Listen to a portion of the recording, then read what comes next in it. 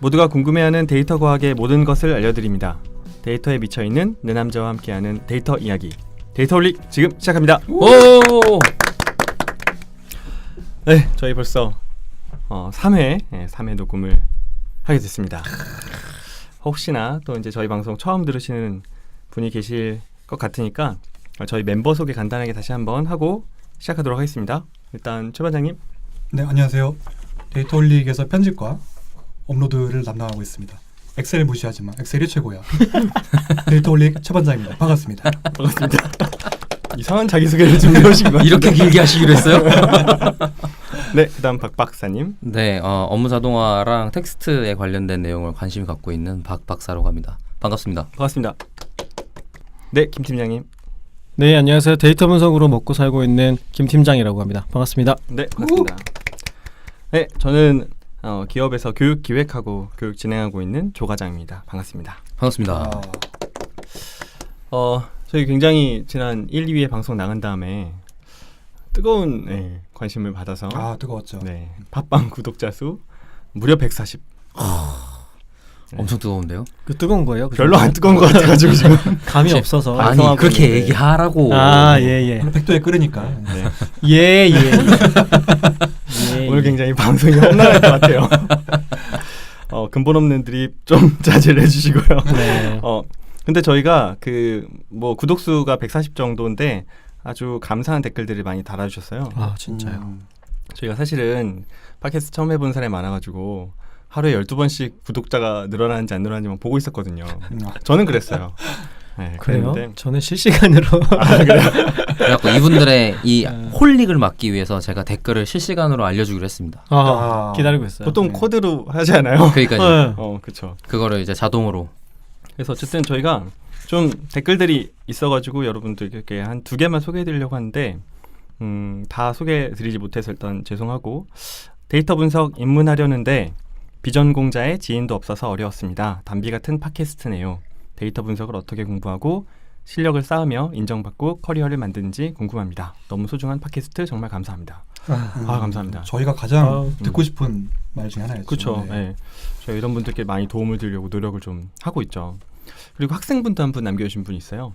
이분은 통계학과에 재학 중인 4학년 학생입니다. 데이터 분석 관심 많지만 제 주위에 이쪽 분야 사람들이 거의 없어서 인터넷 찾아보면 R, 파이썬, 자바, 판다스 자기가 뭘 하고 싶은지 알고 다 잘해나가는 것만 같은데 저는 이 중에 할 줄 아는 건 알 뿐입니다.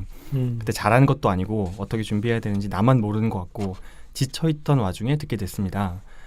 그래서 반갑고 위안이 된다고 남겨주셨습니다. 걱정 마세요. 다들 몰라요. 맞아요. 사실 저희도 잘 모르고 방송하는 거 아니에요? 뭐 알긴 뭘 알아요 우리가. 네. 박 박사는 좀 알 수도 있을 것 같아요. 아는 척하는 걸로는 제가 좀 잘합니다. 그리고 다들 저희 방송 직접 들어보셨어요? 그렇죠. 몇 번 들어보셨어요?라고 물어봐야 될 것 같은데. 저도 한 3번 듣고 저희 아내가 한 4번 듣더라고요. 저 조 과장님 사모님 정말 감사드리고 있습니다. 그만 좀 들으라고. 어제 꼭 한번 나오셔서 같이. 저희 광고비의 최대 수혜주. 그러니까 계속 듣는 거예요. 그래서 보이지 않는 뭘 그렇게 계속 어뷰징이요, 어뷰징. 그렇지. 그러네요. 이상한 정보가 유입되고 있네요. 어떠셨어요? 들어보시고? 저는 제가 방금 말한 것처럼 뭐지? 이런 말을 엄청 많이 하더라고요. 맞아요. 약간 말버릇 같은 게 있고. 네, 그게 들리기 시작하니까 네. 오늘은 방송을 굉장히 자제하려고 노력하겠습니다. 정말 말을 안 하시면 돼요. 그러니까요. 나 왜 이렇게 반갑지? 지금부터 침묵하도록 하겠습니다. 네. 안 지키면 가만두지 않겠습니다. 최 반장님 어떠셨어요? 저는 글쎄 이 정도면 첫 방송 선방하지 않았나라고 생각을 하거든요. 너무 잘하지 아니에요? 뭐 이렇게 자뻑이야. 특별히 나쁘진 않지 않았나. 그 정도 수준은 된 것 같아서. 네, 저도 그랬어요. 김 팀장님은? 저도 스튜디오 분위기보다 방송이 더 좋게 들리는 것 같다는 생각이 들었어요. 맞아. 이게 그런 게 있나 봐요. 눈으로 보면서 우리가 방송을 녹음하잖아요. 음성만 들리니까 약간 이렇게 집중하게 되는 거죠. 청각적인 거에만 집중하게 되는 것 같아요. 눈 감고 해볼까 그러면? 죄송합니다. 자제한다고? 내 몇 분 전에 들었는지 모르겠어요. 30 전화지 몇 초 전인가? 저희도 이제 그 멤버들이 같이 방송을 들어보고 우리가 조금 더 좀 체계적으로 좀 구조화해서 여러분께 정보를 전달을 드려야 되겠다는 생각도 서로 나눴습니다. 그리고 조금 더 재밌게 하자. 맞아요. 네, 그렇죠. 그런 이야기도 많이 했고 서로 너무 친한 것 같다. 아, 공격도 좀 하자. 평소대로 좀 해야 되는데. 네, 평소엔 저희가 사이가 그렇게 좋지 않습니다. 그래서 네. 지금부터 조금 이번 방송부터는 저희가 원래의 모습을 드러낼 테니까 처음 들으시는 분들 당황하지 않으셨으면 좋겠고 저희가 이제 본 내용을 이제 들어가 보려고 합니다.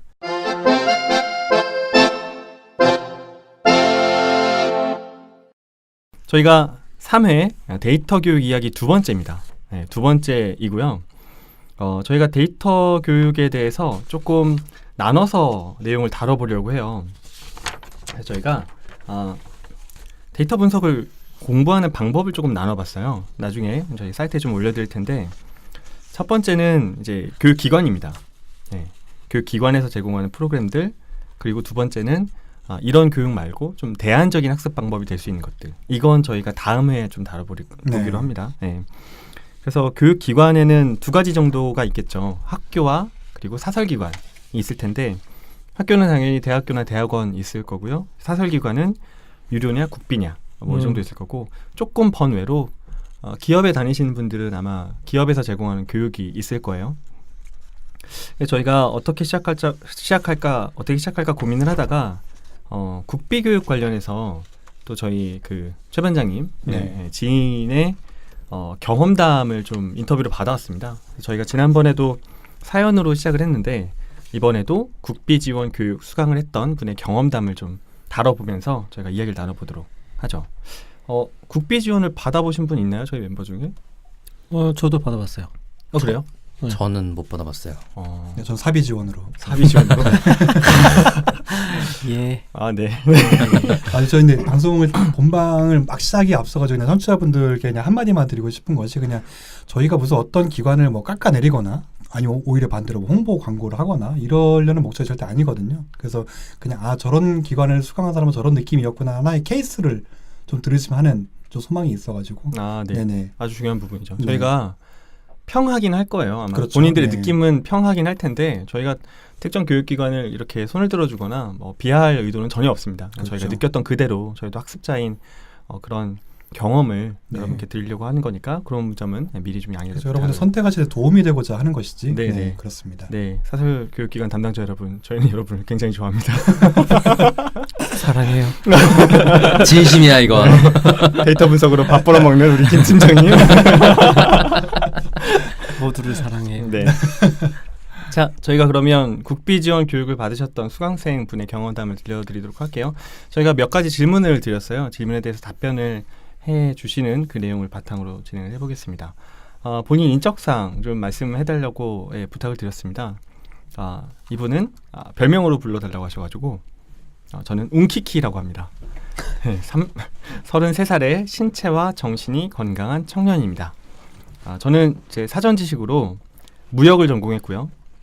무역 최 반장님 전공했다고 하지 않았어요?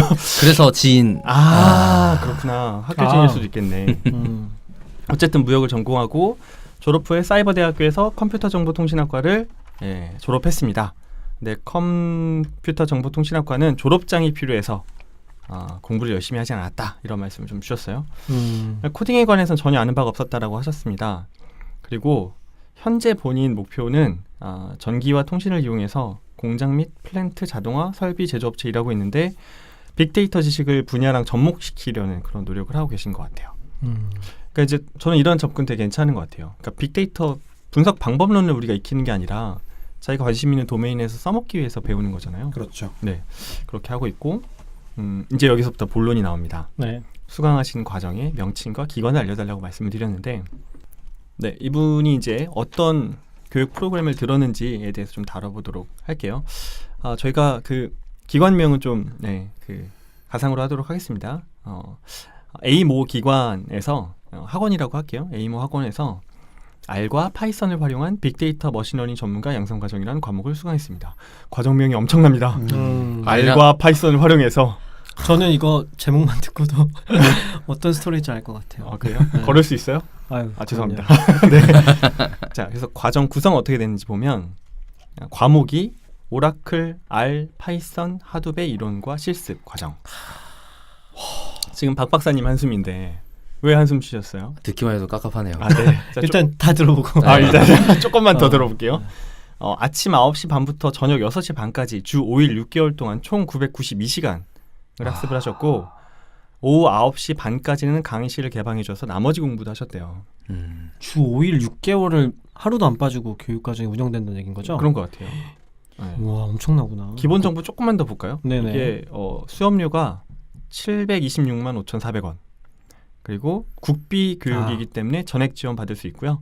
점심값과 교통비만 있으면 학원을 다닐 수 있었는데 이것도 지원받을 수 있대요. 취업 성공 패키지라고 하는 그런 프로그램을 통해서 수강을 하게 된다고 합니다. 출석률에 따라서 월 30만 원 정도의 교육 장려금을 받는데요. 이제 지원금 같은 게 있는데 지각이나 결석이 한 번도 없으면 월 30만 원 정도 받고 결석하면 금액이 깎인다. 일정 수업 일수를 채우지 못하면 더 이상 수업을 들을 수 없다. 강퇴당한다. 네, 기본적으로 네. 그러니까 수업료를 내지 않고 수업을 듣는데 거기에 약간의 용돈을 받고 아. 다니는 형태인 거죠. 네. 국비 정말 그 전제 좋은 조건은 이제 충족 조건이네요. 조건은 출석. 음. 네. 그러니까 열심히 공부하면은 용돈도 받을 수 있는 그런 개념. 열심히 다니면, 열심히 다니면. 네, 네. 열심히 출석하면은 적어도 용돈 받으면서 그 기간을 할 수 있다라는 것이고. 생각해보니까 저도 이런 비슷한 걸 시작을 했었네요. 제가 기계공학 출신이었었는데 이런 쪽 국비교육이 이쪽 공학은 많거든요. 생각해보니까 플랜트 관련 교육 같은 게 좀 있어요. 똑같은 설계였던 것 같아요. 지금 중도에 상상해보니까. 그만두셨어요? 저는 이게 그 취업 지원 프로그램이었어갖고 제가 그 다음에 석사를 가려고 의사결정을 했었나 막 그럴 때라 그게 그러면 목표가 지원받으면 제가 무슨 문제가 돼요. 그래갖고 하면 안 된다고 하더라고요. 네. 아니 아까 김 팀장님 좀 말씀해 주셨는데 이거를 계속하는 거예요? 이러고 좀 빡빡하다고 걱정하셨잖아요. 실제로 한 달 이내에 중도 포기자가 3명 있었고 총 5명이 포기했대요. 30명 한 강의를 네네. 30명의 강의를 들으시고 강의를 누가 했는지까지만 좀 제가 말씀을 드리고 한번 우리 뜯어보도록 할게요. 네네. 다른 교육기관 같은 경우는 R이나 파이썬, SQL 그런 과목마다 다른 담당 교수님, 그렇죠. 강사님이 하시는데 본인이 수강한 과정은 한 분이 다 하셨대요. 네, 그래서 이분이 그 유명한 SI 업체에 사내 엔지니어 교육을 하시다가 오셨다고는 하는데 어쨌든 네 그렇습니다. 지금 이렇게 교육 과정이 돼 있었고 726만 5,400원에 총 5일 6개월 992시간짜리 과정입니다. 네. 일단 저는 아까 제목만 듣고도 좀 그랬듯이 R과 파이썬을 활용한 빅데이터 머신러닝 전문가 모든 단어가 좀 걱정이 되네요. 네. 이제 빅데이터 들어가서 하도 했을 거고요. 네, 김 팀장님 한숨소리입니다.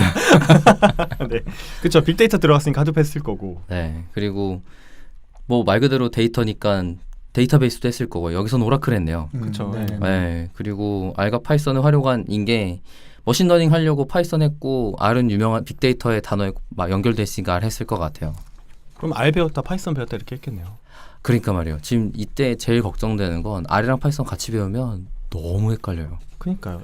이게 제가 기억에 이 친구 공부할 때 이제 같이 동시는 아니었고, 첫 달 R, 둘째 달 파이썬 이런 식이었던 걸로 기억을 그렇겠죠. 나요. 네네.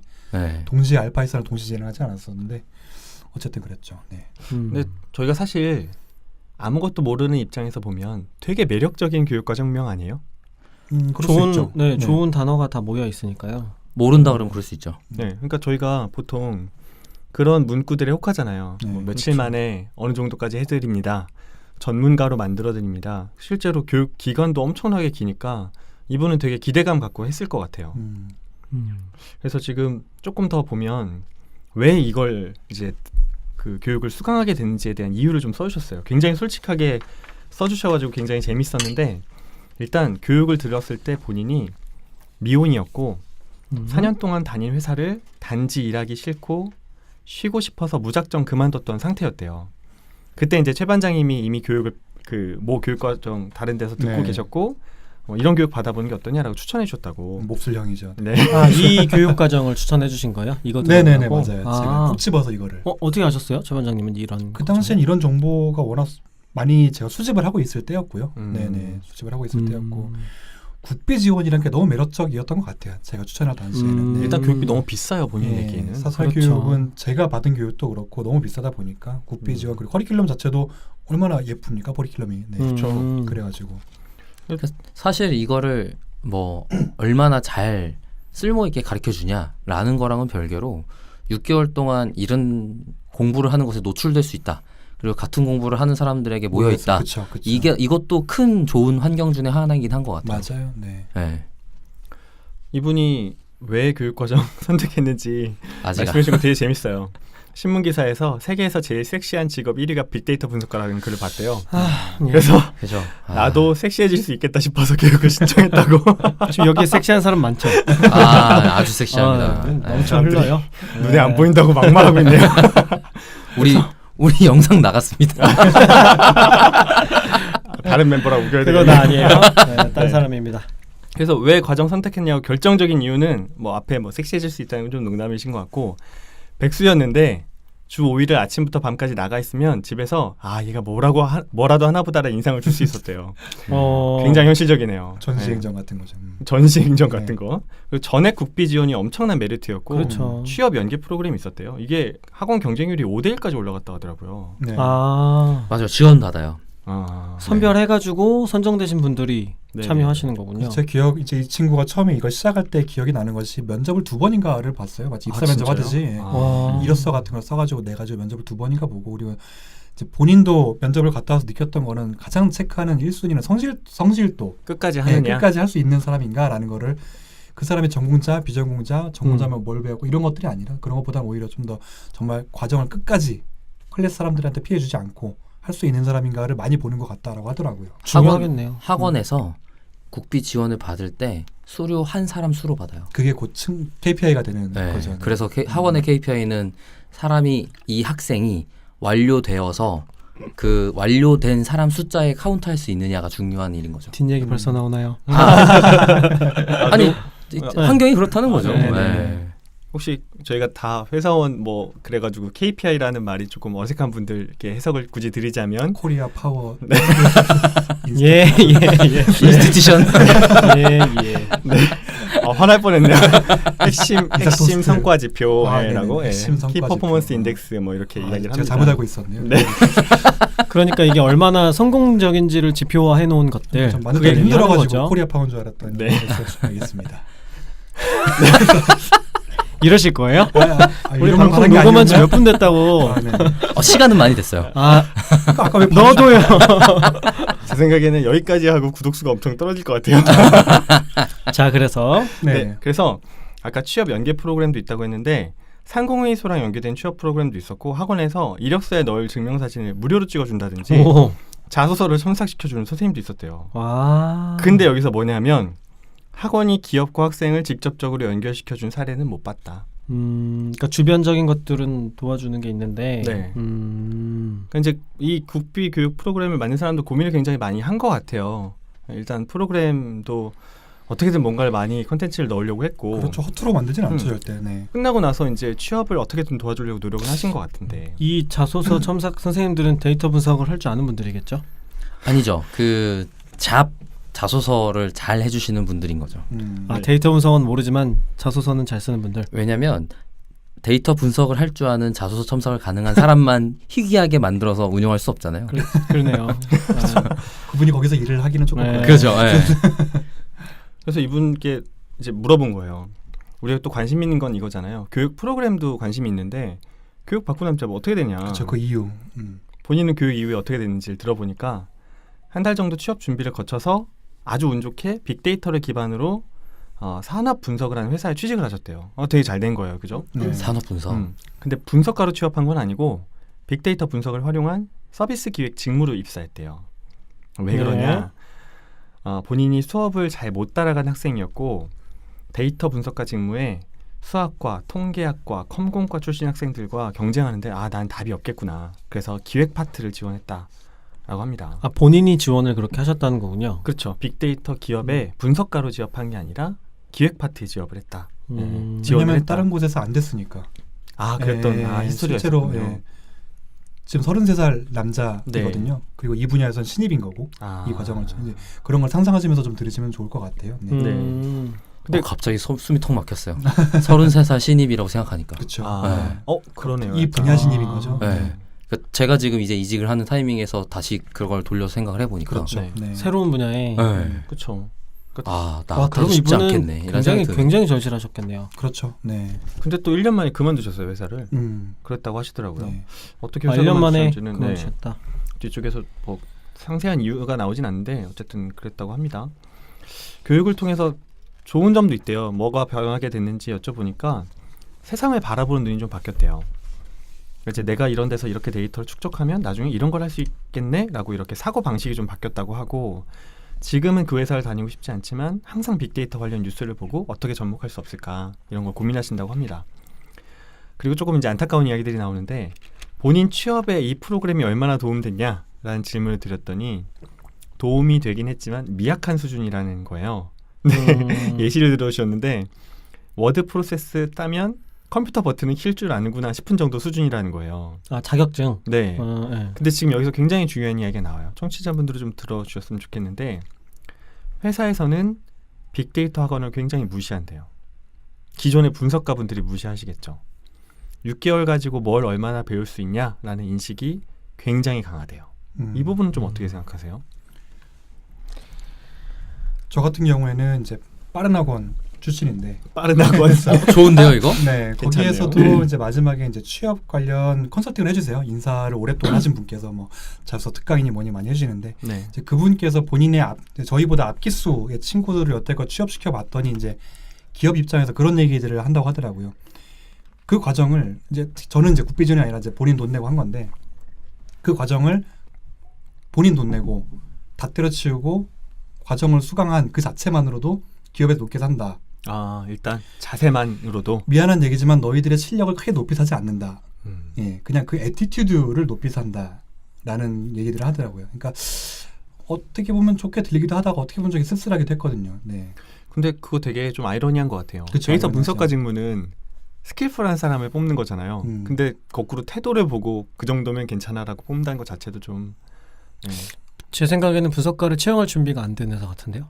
정확한 포인트인 것 같아요. 태도를 볼 이유가 없지 않을까요? 구체적으로 어떤 일을 맡길 거라는 게 서 있는 회사라고 하면 본인들도 불명확한 상황. 그렇죠. 예, 어디에도 쓸 수 네. 있는 사람을 찾는다 그러면 태도를 보겠죠. 그렇죠. 비슷한 맥락일 수도 있을 것 같아요. 저 같은 경우도 그 데이터 분석가라는 직무가 만약에 있다고 치더라도 저도 특별히 거의 그 일로 업무를 하고 있는 건 아니니까 조금 더 경험이 많은 위에 직급인 사람일 것 같아요. 경력직이든지 네. 신입을 데이터 분석가로 뽑는다라는 건 좀 듣기에 이상하거든요. 음. 데이터 엔지니어는 얘기가 좀 달라요. 이건 개발자잖아요.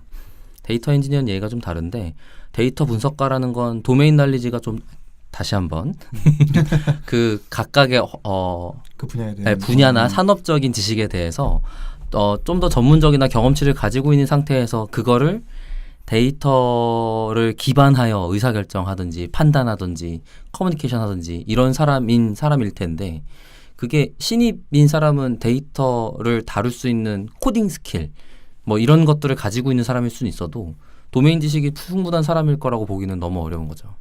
그 박 박사님은 지금 이제 다른 회사 들어갈 예정이시잖아요. 네. 그 회사에 채용이 되시는 그런 과정에서는 이 회사가 준비된 회사구나라는 걸 느끼셨어요? 제가 지금 회사는 커리어를 분석가 커리어로 가는 게 아니고 챗봇 개발자로 가요.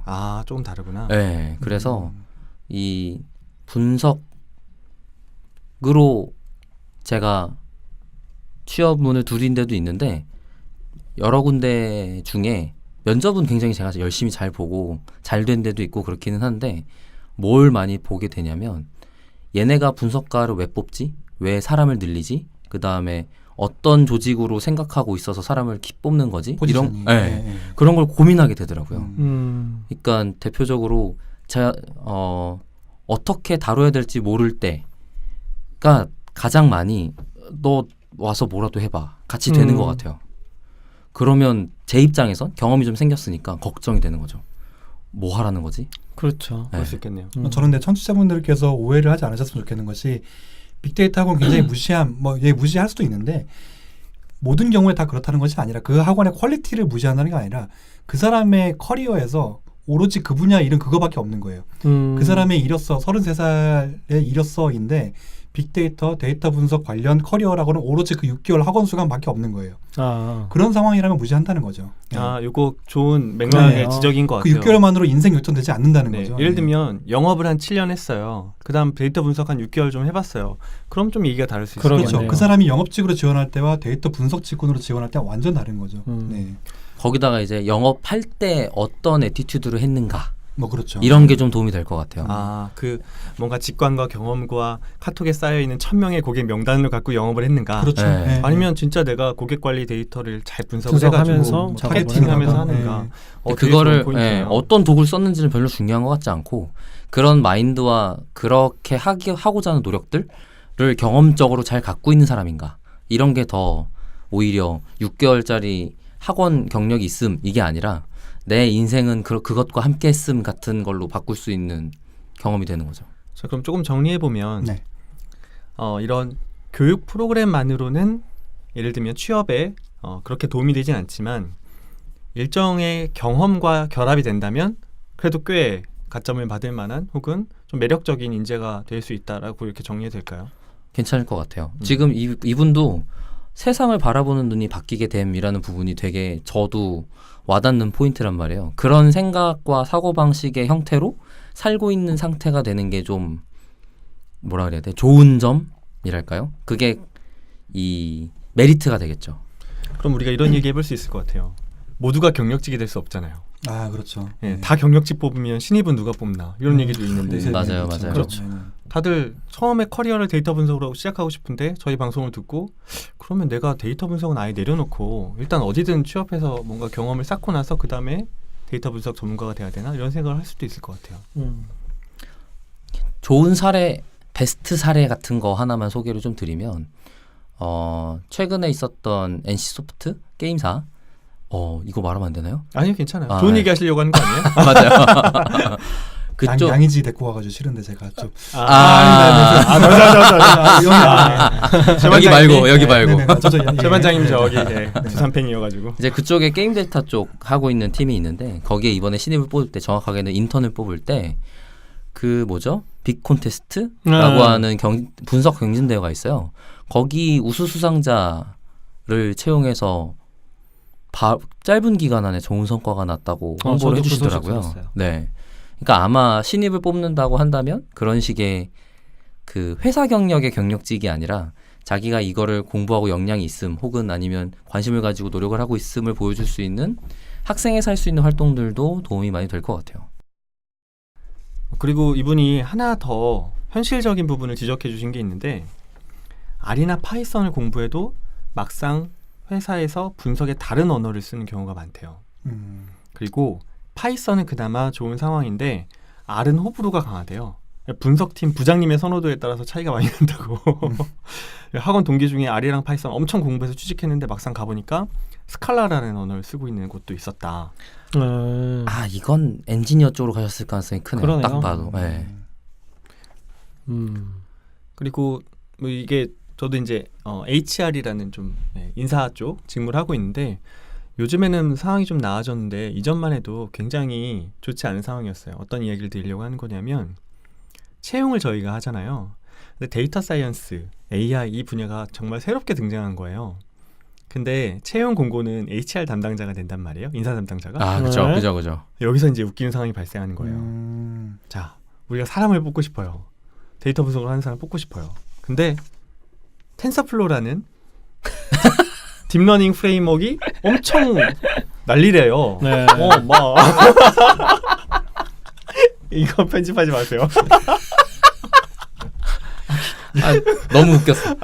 너무 웃겼어 방금. 뭔지 죄송합니다. 알겠어 지금. 제가 무슨 얘기하려고 했는지 딱 아신 것 같아요. 너무 그러니까 이게 한 3년 전 일이에요. 지금 그러네요. 괜찮아졌어요. 맞아요. 텐서플로우라는 구글이 만든 딥러닝 프레임워크가 엄청나다는 이야기를 인사 담당자가 들은 거예요. 인사 담당자가 그러면 드는 거죠. 채용 담당자예요. 제가 채용 담당자들을 뭐 이렇게 비하하려고 하는 거 아닙니다. 그런 상황이 있었다는 건데 텐서플로우가 나온 지가 1년인가 2년 됐을 때예요. 근데 되게 빠른 거죠. 텐서플로우 쓰는 사람 찾는 게.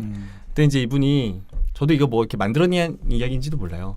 텐서플로우 이제 경험자 이렇게 올렸대요. 채용 공고를. 근데 이제 채용 공고 올리기 전에 거기도 HR 팀장이 볼 거 아니에요. 딱 보시더니 야 경력자인데 경험자로 써도 되겠어? 연수 붙여. 그래가지고 막 머리를 굴린 거예요. 그래.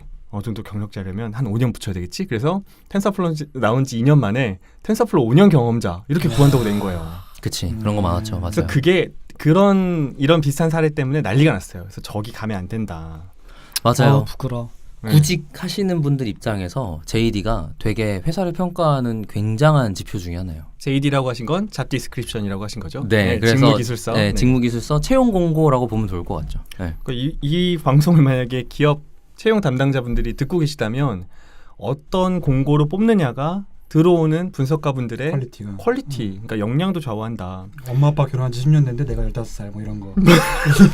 그건 그럴 수 있는 거 아니에요? 아 다른 건가 이거? 엄마 아빠 결혼한 그럼요. 결혼식이랑 네. 결혼은 좀 다를 수 그러게 있죠. 아, 제가 너무 시대착오적인데. 네. 결혼 안 하고도 얘기가 있을 수 있는. 이게 잠깐 그래서 근데 요즘은 되게 상황이 좋아졌어요. 어떻게 공고가 나냐면 굉장히 정확하게 직무 기술을 하고요. 그리고 이렇게 공고를 붙여요. 밑에다가 최신 딥러닝 논문 2개를 붙여요. 링크를. 이 논문을 읽고 해석하여 업무에 응용할 수 있는 자 이렇게 붙여요.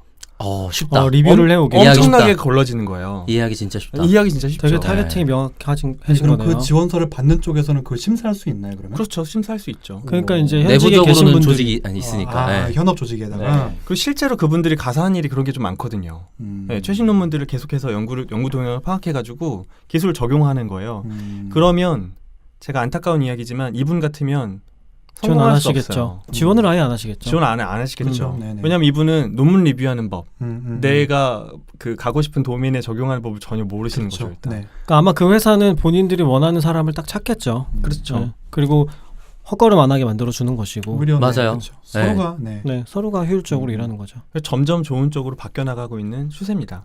이력서도 반대로 마찬가지인 것 같아요. 회사 입장에서 이렇게 필요한 사람을 깔끔하게 써주면 나 이거 할 수 있어라고 더 명확하게 쓰기 좋은 것 같아요. 그렇죠. 그렇죠. 네, 뭉뚱그려서 네. 데이터 마이닝 할 수 있는 사람 이러면 뭐 난리가 나는 거잖아요. 근데 맞아요.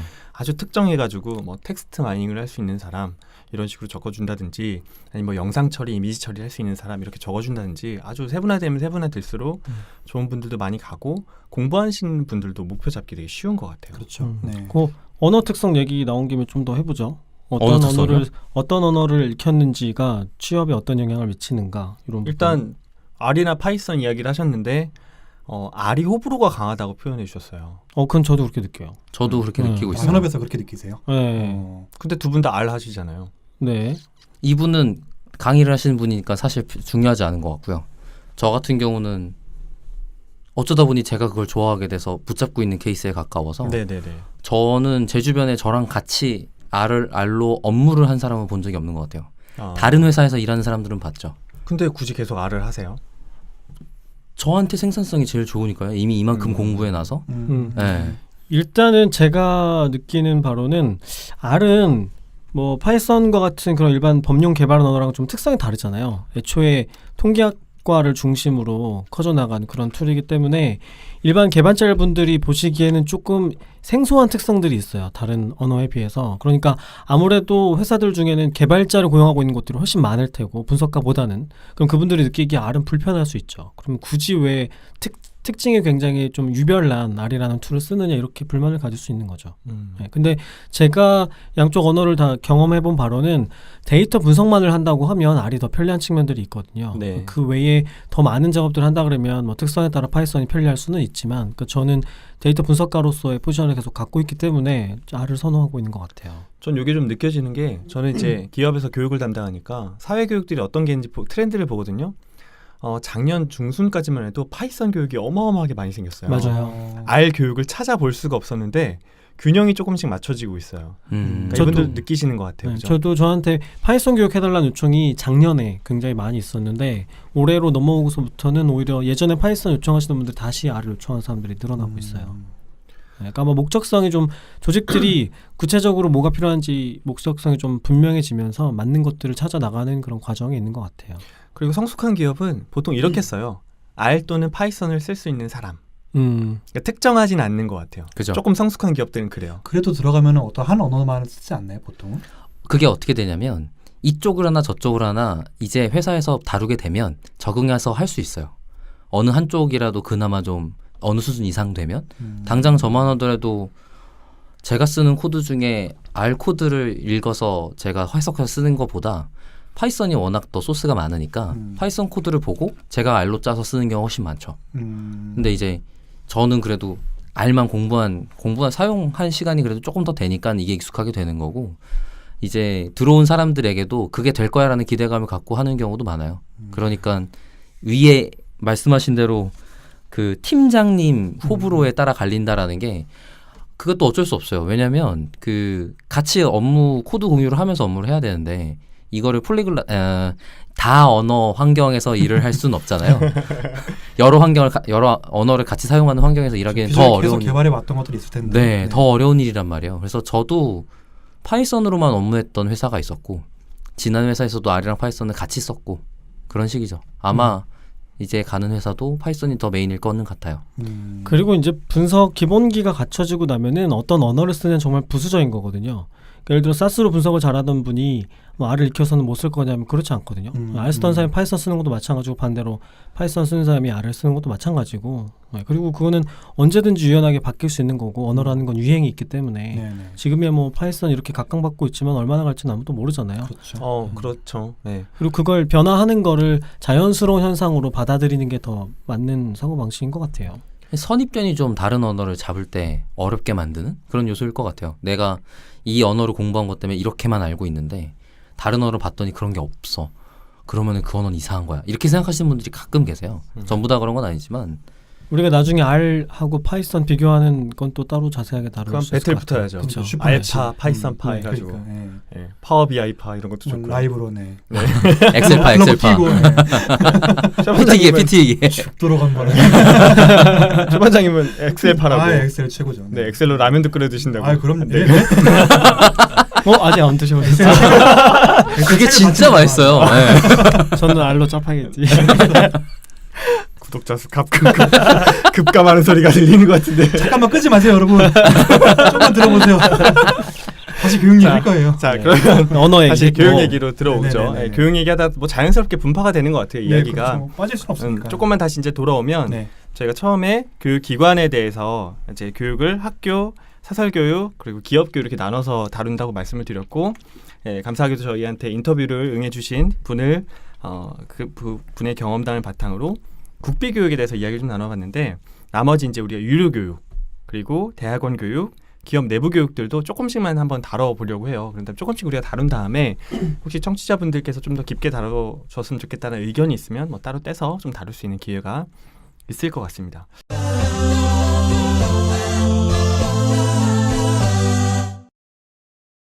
국비 교육은 이게 대표적으로 좀 좋은 사례여서 다뤄본 것 같고, 일반 유료 교육은 어떨까요?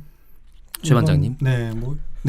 그 빠른 캠퍼스 갔다 오신 네, 제가 분. 빠른 캠퍼스에서 장점하고 단점 이런 네, 딱 정도씩 그렇게 얘기해 주시면 한번 좋을 것 얘기해 같아요. 주실 네, 제가 뭐 4개월간 다시 한번 1회도 말씀 한번 드린 적이 있었는데 4개월간 이제 파이썬을 활용한 데이터 분석 이름도 까먹었네. 스쿨. 스쿨. 파이썬 데이터 스쿨이라는 키워드가 있는 과정을 아닌 것 같은데. 뭐지? 뭐가 바뀌었는데 분명히 뭔가 지금. 비슷한 것 같긴 한데 그건 아닌 것 같은 느낌이야. 네, 뭐 비용은 4개월간 400만 원을 좀 넘었고요. 네, 좀 넘었었고 이제 그 당시에 전공자반과 비전공자반 이렇게 두 가지 트랙을 나눠서 썼어요. 그래서 사전 인터뷰를 봐서 이분은 전공자반, 이분은 비전공자반 이런 식으로 나눠서 진행을 했었고요. 전공자는 그러면 뭐 통계학을 했다는 소린가요? 코딩을 했다는 소린가요? 그걸 모르겠습니다. 잘 모르겠는데, 그러니까 개발을 하자는 통계를 모르겠지만, 그러니까 제가 그 전공자반하고 단 한 명하고도 교류를 못 해봤거든요. 네, 완전 나눠진 트랙이어가지고. 그럼 만나본 적도 없어요? 뭐 나중에 이제 후에 교육 말미에 이제 취업 프로그램 이런 거 할 때 발표. 네, 발표 같은 거 할 때 같이 잠깐 만난 적은 있는데 얼굴 본 적만 있지 뭐 교류는 전혀 없어가지고 뭐 전공하셨어요 물어본 적은 없어가지고 네, 아예 다른 강사 다른 스케줄로 진행이 됐거든요. 그렇군요. 그렇게 됐었고 아까 말씀하신 대로 조금 실제 수강한 결과 뭐 좋은 점 나쁜 점을 한번 소개를 해봐드리면은 뭐 좋았던 점 먼저 말씀을 드려보면은 커리큘럼이 좋았어요. 네, 커리큘럼이 기본 구성이 시작에 통계학과 파이썬 그리고 이제 3개월 차부터는 머신러닝 알고리즘을 하나씩 소개해 줬었고요. 그리고 마지막 4개월 차에는 딥러닝 까지 했지만 딥러닝은 저는 거의 수업을 듣지를 않았습니다. 네. 제가 못나서 도저히 못 따라가가지고 선택적인 수강을 하신 건가요? 자체 선택적인 수강을 귀를 닫았다는 얘기가. 앞에 거부터 소화 좀 해보자 이런 네네네, 거셨겠죠. 뭐. 그렇게 네. 했었고요. 저 좋았던 점에 커리큘럼을 제가 1번이라고 꼽았던 거는 아까도 우리 저기 국비지원 교육의 커리큘럼을 보고 야 정말 좋은 걸 다 넣어놨구나라고 말씀을 해주셨었는데 세상 모든 교육이 다 그런 것 같은데 딱 한 번의 수강만으로 이 교육을 내가 마스터하겠다라고 하는 건 정말 날강도 신보라고 생각을 저는 해요. 네. 듣는 사람 입장에서 그죠, 수강생이 그럴 수 있지. 내가 난생 처음 접해보는 저 과목을 단 한 번에 누구한테 듣든지 간에 단 한 번의 수강으로 이걸 마스터하고 이걸로 취업하겠다는 솔직히 좀 좋지 않은 태도라고 생각을 하거든요. 근데 그런 면에 있어서 처음 접하는 사람이 접근하는 사람이 듣기에는 괜찮은 커리큘럼이었다. 한 번씩 다 맛봤으니까. 우리가 1회 방송에서도 대학원 졸업하고 나니까 내가 뭘 모르고 있구나, 뭘 해야겠구나를 알겠다라고 말씀을 한 적이 있었는데 그거 굉장히 중요한 거라고 생각하거든요. 고작 그거 하려고 대학원 갔어? 학원 다녔어라고 할 수 있지만 저는 그 자체만도 굉장히 중요한 거라고 생각을 하거든요. 그런 면에서 종합적인 커리큘럼을 한번 받았다라는 것이 저는 장점이었던 것 같아요.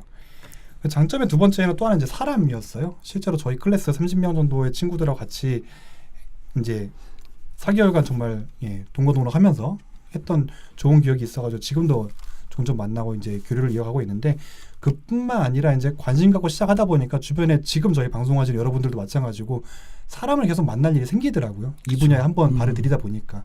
네, 그건 정말 자기 하기 나름이긴 하겠지만 뭐 세미나 미드업 뭐 페이스북 커뮤니티 막 굉장히 많은 창구들이 있는데 그런 데 통해서 사람을 계속 만나갈 수 있다는 그런 시작이 되었다는 점에서 또 하나의 장점인 것 같고요. 맞아요. 사회가 좀 좁죠. 네.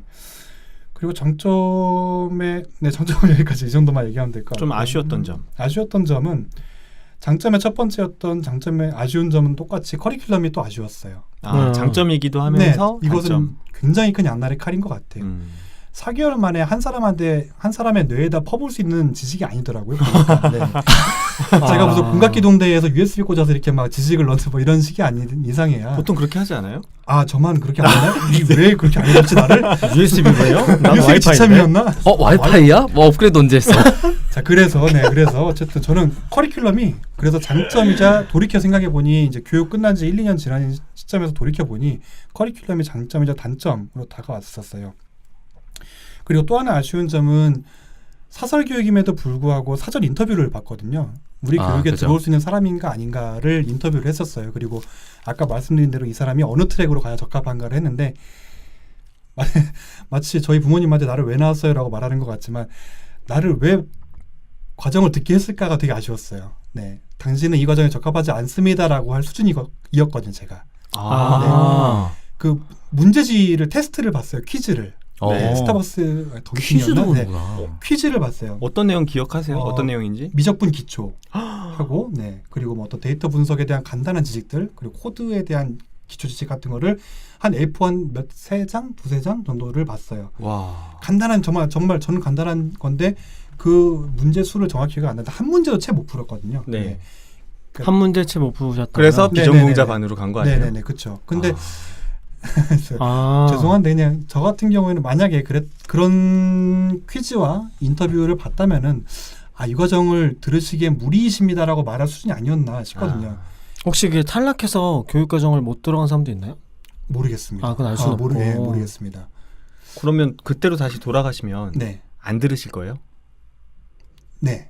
그래요? 아, 네, 진짜요? 네, 네. 이건 진짜 중요한 그러면 솔직한 지금 대답이네요. 생각하기에 그때 했으면 좋았을 다른 선택지가 있어요? 다른 선택지가 그러니까 지금 청취하시는 분들이 다양하실 텐데 이게 제가 생각하기에는 연령대와 상황마다 너무 다른 것 같아요. 사람이. 그러니까 최 반장님 상황에 지금 네. 27 아니에요? 17세는 아니고요. 그러니 최 반장아? 그러니까 보기보다 지금 보기에 그때로 돌아가면 정도만 해서 그러니까 다른 분들이 다 지금 최 반장님 선택을 좋은 거니까 따라야지 이러진 못하겠지만 그러니까, 당연히 네. 그때 최 반장님 몇 살이셨다고 그랬죠? 제가 그때가 37, 8이었습니다. 37, 8이었고 다니던 회사를 실제로는 사직서를 냈다가 사직서가 반려되고 휴직 처리가 된 거였거든요. 네, 그러니까 이제 그렇게 얻은 시간이었는데 아 역시 능력자셨어. 제가 네 장난 아니죠 제가. 아니 근데 제가 이 말씀을 저는 다시 안 들을 겁니다라고 말씀을 드렸던 이유는 자연스럽게 이제 또 다른 단점으로 이어지는 부분인데 여러분들께 제가 오늘 이 자리에서 꼭 말씀드리고 싶었던 부분 중에 하나인데 아까 저희 국비전에도 그 얘기가 나왔어요. 그 취업 연계라는 거죠. 이 과정이 그냥 알려주고 끝인 다른 과정과 다르게 대부분의 광고에서 취업을 약간 보장한다는 느낌으로 네, 광고가 되어 있어요. 네. 그렇게 되어 있다 보니까 이제 그 부분에 대한 것에 과정의 내용도 모른 채 어쨌거나 이 과정을 내가 성실하면 자신 있었거든요. 왜냐하면 되게 절실하니까 결혼도 했고 회사도 지금 이렇게 된 상황에서 내가 이 과정을 게을리 들을 생각은 없었거든요. 나는 성실히 들을 거니까 어쨌든 과정을 성실히 하고 나면은 취업이 연계될 수 있겠구나라는 부분이 굉장히 큰 믿음이었거든요. 근데 실제로 그렇게 되지 않을 거라는 걸 과정의 한 60-70%쯤 지났을 때 느꼈어요. 깨달으셨구나 그때. 그래서 지금도 기억나는데 제 나이랑 비슷했던 저희 몇 명하고 비 오는 날 막 술을 먹으면서 야 우리는 아니겠구나 라는 거를 안타깝다. 그걸 이상할 정도로 저희도 이제 사회생활 이렇게 한두 번 해본 게 아닌데 몰랐었어요. 과정을 시작할 때는 될 줄 알았어요. 아 진짜로 믿으셨던 거군요. 네. 네. 실제로 이 과정 성실하면 어느 정도 그리고 그쪽에서 보여준 통계치나 이런 게 있었기 때문에 네.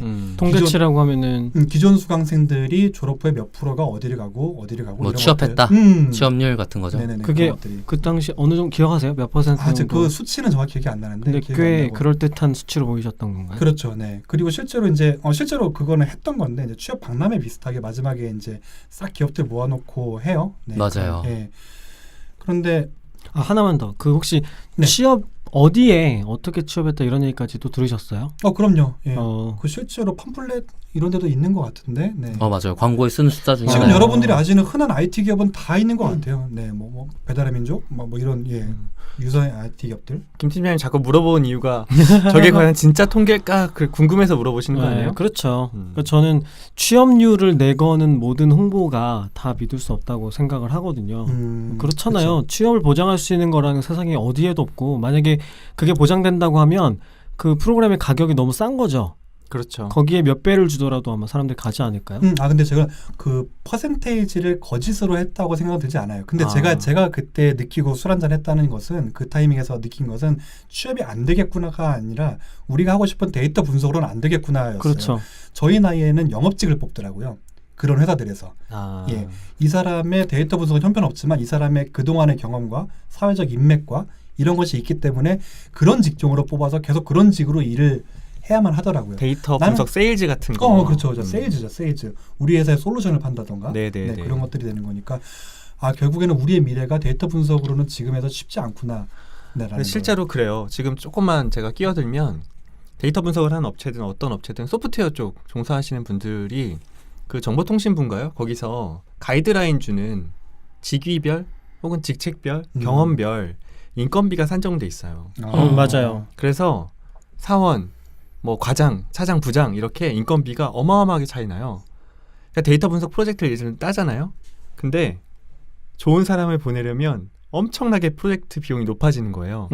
그래서 항상 소프트웨어 실제로 프로그래밍 하시거나 데이터 분석 하시는 분들은 좀 이제 초년차 분들이 많으시고 조금 이제 그 어떤 수준 이상의 경험이 쌓이신 조금 고직급인 분들은 그 분석 자체를 안 하세요. 본인이 투입되기엔 인건비가 너무 높아지는 거예요. 그러니까 당연히 최 반장님 말씀하신 것처럼 최 반장님을 모시고 가야 기업이면 분석가로 쓰는 거는 정말 말도 안 되는 그렇죠. 그 인건비인 거죠. 그러니까 이제 리더로 모셔야 되는데 또 생각하셨던 것처럼 리더로 가기에는 또 이제 조금 애매할 수 있는 부분이 있었겠네요. 네네, 그렇죠. 그래서 제가 오늘 이 방송을 통해서 드리고 싶었던 걸 딱 하나만 마지막으로 요약해서 말씀드리고 싶은 거 하나는 절대로 어떤 교육이든 전 마찬가지라고 생각해요. 교육 자체는 좋아요. 정말 저는 지금도 그 교육의 내용이 나빴다고 생각하지는 않거든요. 국비지원도 마찬가지고 드리면 좋지만 근데 어떤 교육을 여러분들께서 선택하시든지 간에 교육 이후를 보장하는 학원 교육기관은 없어요. 보장해줄 수 있는 곳은 여러분의 미래를 함부로 보장해줄 수 있는 곳은 없다고 생각하거든요. 설사 그렇게 마케팅을 하더라도 네네네 그렇죠. 네 그런 문구와 비슷한 문구가 있다 하더라도 보장 안 해준다고 해서 고소하실 겁니까? 네, 저도 그렇게 못하거든요. 네. 고소해야죠. 화장 광고. 허위 뭐 광고. 그럴 수도 허위 광고. 있겠지만, 근데 그게 자신한테 무슨 득인가요? 그렇게 해서 고소한다고 해서. 네. 그렇죠. 그 저도 비슷한 맥락에서 드는 생각이 그런 교육기관에서 공부하고 나서 효과 못 봤다고 하는 사례 굉장히 많잖아요. 그죠. 네. 네. 근데 저는 그게 매우 당연하다고 생각을 하는데 음. 왜냐면 교육기관의 목적은 교육 효과가 아니거든요. 그럼 뭐예요? 교육 운용이죠. 아, 자기들이 유지돼야 되는구나. 그럼요. 교육기관의 목적은 사람을 많이 모아서 돈을 버는 데 있는 것이지 이 사람들이 취업을 하거나 공부를 잘하는 게 그렇죠. 아니거든요. 영리 목적이죠. 근데 저는 네. 여기에 대해서 하나 이야기하고 싶은 게 100% 맞아요. 이제 교육기관은 운용, 그러니까 비즈니스라는 게 정답이긴 한데 성과를 만약에 우리가 취업이라는 걸로 본다면 우리가 대학교도 취업이 잘 되는 대학교가 잘 나가는 것처럼 소위 교육기관도 취업이 잘 되거나 그거에 의해서 역량이 제대로 올라갔다는 효과성이 없으면 점점 수강생들이 안 가게 될 거예요. 근데 문제는 수요가 너무 많아. 지금. 그러니까 아, 취업이 안 돼도 그 학원에 가서 데이터 분석 교육을 듣고 싶은 사람들이 줄줄줄줄 쓴 거예요. 너무 핫한 상황이니까요. 네, 그게 저는 문제인 것 같아요. 그래서 저는 김 팀장님 말씀에 되게 공감하면서도 지금 상황이 참 저는 이게 교육 시간 이렇게 길 수밖에 없는 것도 그 국비를 지원받으려면 교육기관 일단 시간을 늘려야 돼요. 시간이 많아질수록 돈을 더 많이 받게 되는 거거든요. 정부에서 그러니까- 그 교육기관에 돈을 많이 준다는 그럼요. 거죠. 시간이 많을수록 참여하는 인원이 많을수록 그다음에 끝까지 이수하는 사람이 많을수록 그 교육기관 돈을 많이 받게 되는 거예요. 그럼 어떻게든 이걸 뻥튀기 할 생각을 하겠죠. 네, 그게 자기들이 남는 장사이기 때문에 저한테 교육 요청이 들어올 때 보면은 교육 시간이 이미 정해져 있어요. 커리큘럼 이전에 이미 시간이 네, 있어요. 시간이 정해져 있고 그 다음에 커리큘럼을 거기에 맞춰서 짭니다. 그러고 나서 거기에 맞는 강사를 찾죠. 거의 청기누설인데 이거는. 네, 그러면 어떻게 되냐면 그 시간에 그 학원에 나가서 강의할 수 있을 만큼 시간이 남은 강사가 거길 가게 되는 거죠. 전체 시간은 정해져 있고. 근데 네. 하긴 강사분들도 본인 스케줄이 있는데 네, 맞아요. 몇 가지 시간을 대부분 하기 쉽지 강의 않아서. 많이 하시는 분들은 거의 뭐 상반기쯤 되면 다 잡혀요. 상반기까지는 다 잡히고 이렇기 때문에 그런 소위 이제 그냥 IT 학원처럼 보이는 곳까지 가서 강의를 하시는 분들은 아주 대우를 많이 받으면서 강의를 하는 분들은 아니세요. 제가 알기로는. 네, 그러면 당연히 강의의 퀄리티는 높아질 수가 없는 것이고 학생들은 불만족할 수밖에는 없는 것이고 이게 계속 악순환이 되는 거죠.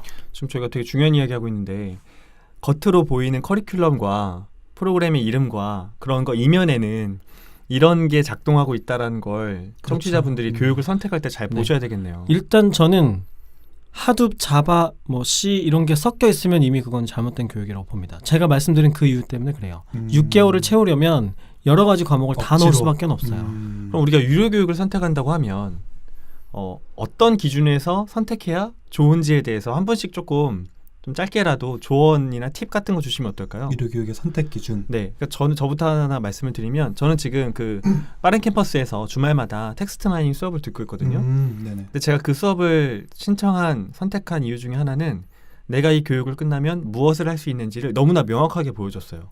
주차별로. 그러니까 아웃풋 이미지가 확실했던 거예요. 네, 그게 되게 좋았어요. 그래서 저는 하나 추천드리고 싶은 거는 현란한 문구로 포장되어 있는 교육 프로그램 이름 말고 이 교육을 받으면 무엇을 할 수 있다를 아주 구체적으로 가르쳐주는 곳일수록 선택하기에 좋다.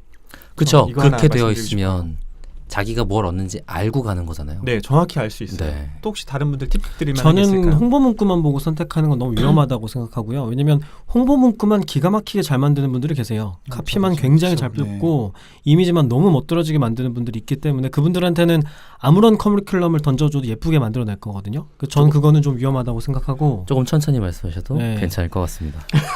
저는 일단은 최 반장님 같은 사람을 찾아가서 물어봐야 될 것 같아요. 네, 들었는데 어땠니? 취업하는데 도움이 됐니? 어떤 게 어려운 일을 먼저 듣고 그러니까 경험자 얘기를 듣는 거죠. 기수 강자한테. 그렇죠. 네, 그러고 나서 또 한 명한테만 묻지 말고 왜냐면 불만족하는 사람도 있지만 또 만족한 사람도 있을 거고 그렇죠. 취업을 한 네, 사람도 네, 있을 네. 거 아니에요. 그래서 양쪽 얘기를 다 들어본 다음에 혹은 뭐 온라인 커뮤니티에 질문을 해도 좋을 것 같아요. 또 작은 돈도 아니기 때문에 저희 방송도 그 중에 하나가 되는 거죠. 그럴 수 네, 있겠네요. 네. 깨알홍보. 예. 네, 그 실경험자 얘기를 듣는 게 뭐가 됐든 간에 뭐 대학을 선택할 때도 그렇잖아요. 그러고 나서 판단하시는 게 좋지 않을까 그런 생각이 드네요. 혹시 박 박사님 좀 팁 드릴 만한 게 있을까요? 아, 제가 유료교육 수강 자체는 해보지 않아서 그렇죠. 네, 저는 강의를 해본 거지. 이야. 강의는 해봤지만 듣지 않았다. 그게 그렇게 말씀하시죠. 너네 나 들어. 난 필요 없다. 저는 이렇게 강의를 많이 들을 수 있는 좋은 환경에서 공부하지 않았었어요. 그렇죠. 그렇게 생각해야 되는 것 같고. 그리고 김 팀장님 말씀 듣다가 보니까 생각이 났는데 저한테 강의 요청 들어온 것들 중에도 그런 게 있었어요. 이런 제목의 강의를 해야 되는데 해줄 수 있냐. 그리고 제가 어떤 전문성을 가지고 있는지 알고 있는데 다른 거 이것도 되냐. 이런 게 되게 중요하더라고요. 그러니까 소위 제가 기존에 암호화폐 거래소에 있었는데 저는 암호화폐 거래소에 있다는 타이틀만 있는 거지 암호화폐에 대해서 아는 게 없잖아요. 근데 암호화폐를 가리키는 거에 제한이 계속 들어오는 거예요.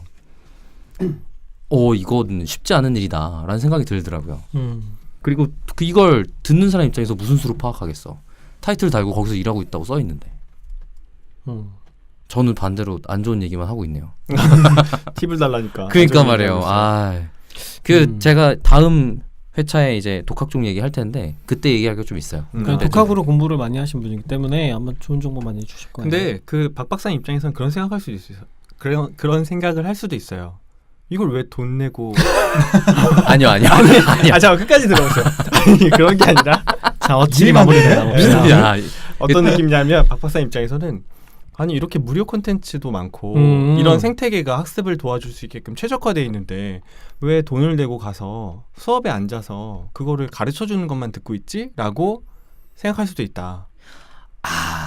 근데 저 지금 말씀하신 거가 와닿는 것이 제가 이 강의를 수강했던 강의를 들었을 때 온라인상에 되게 유명했던 것 중에 하나가 빠른 학원의 과정을 무료로 받는 무료 강의들 추천이 있었어요. 네네. 그 빠른 학원의 커리큘럼하고 똑같은 무료 커리큘럼들, 무료 여기저기 있는 것들을 모아놓은 거죠. 사이트 링크 저도 봤어요. 그거. 유데미에서 하나, 어디서 하나, 코세라에서 하나 막 이런 식으로 해가지고 모아놓은. 그래서 실제로 너네가 도대체 왜 이만큼을 받냐? 이렇게 무료로 훌륭한 강좌가 맞는데라고 했지만. 근데 그게 꼭 답은 아닌 것 같아요. 아니 그게 가능한 게 아니라 다 영어로 돼 있고. 그러니까 영어가 인공가고 영어 인공가가 중요하다기보다는 저는 그래서 반대로 이렇게 컨텐츠가 영어 인공가가 중요하지 않대요. 영어도 알아들을 수 클래스가 있다. 다른 거야. 아니 그게 아니라 나 스페인어로 듣는다. 그게 무료로 풀려 있는 것 때문에 반대로 무슨 문제가 있냐면. 나한테 필요한 걸 골라 들으려면 뭐뭐뭐 알면 되지가 되게 어려워요. 모르니까. 모르잖아요. 어려울 수 그러니까. 있죠. 나는 모르는 사람이기 때문에 학습을 해야 되는데 학습자가 컨텐츠를 선택해야 되는 문제에 직면하는 거죠. 무료 컨텐츠로 하려고 들면. 그러다 보니까 이 유료 강의에 대해서 제가 저도 별로 좋아하지는 않습니다만 근데 그럼에도 불구하고 장점이라고 생각하는 건 큐레이션이라고 봐요. 그렇죠. 큐레이션. 특히 이제 아까 조 과장님 말씀하신 것처럼 어떤 명확한 아웃풋을 시간마다 제공해 줄 수 있는 강의라면 더욱더 큐레이션이 어떻게 됐는지를 홍보를 하는 거잖아요.